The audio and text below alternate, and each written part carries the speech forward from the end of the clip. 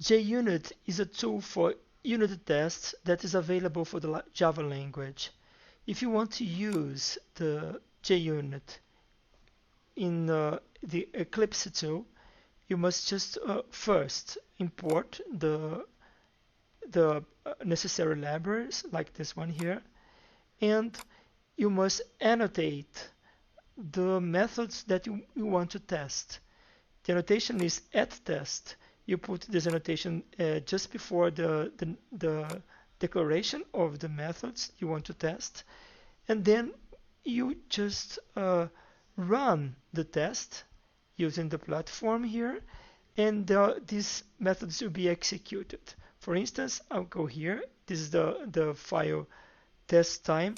You go here, and with the right button, you click on the right button here, and the option is Run As. You'll find here JUnit test.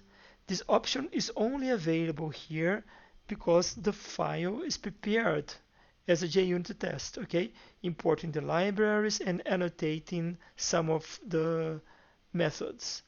If I run out this test here, it will execute all the methods that were annotated. The methods annotated here were test1, test2, test3, and test4. And here you're going to have a report about the failures that were found, if any failure was found. Okay. In this case, he showed to us that there were 4 failures. There was a failure in the test1, test2, and test3, and test4. Let's see, for instance, here test2. Test2, it shows to us that the failure was in this line here, and we can check it. What has happened?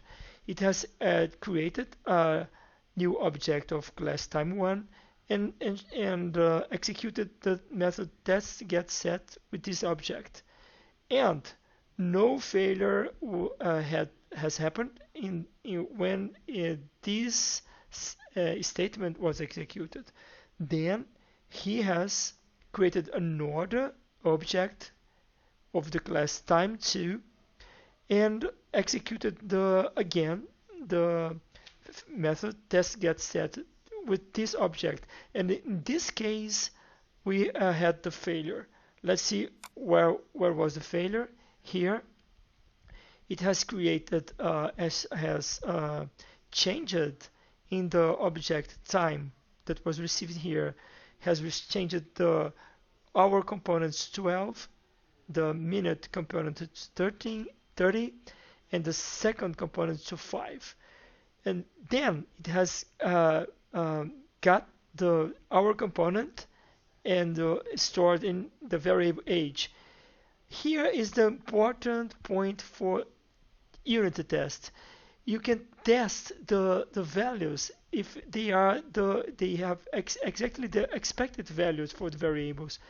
If it has changed the hour component of this object to 12, now that you have got the hour component, this value should be 12. He has checking that it was 12 or not. If it's not 12, then you get a failure.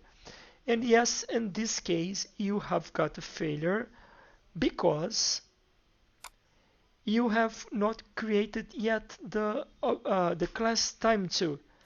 The task that you're going to have now is to create appropriate methods for class time2 so that all these tests here will work. Okay.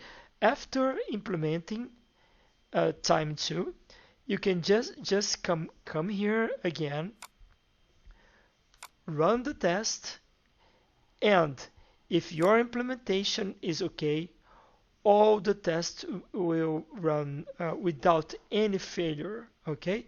In this case here we have 4 failures. When you have your time2 class implemented, you're going to expect to have no failure after the implementation is correct.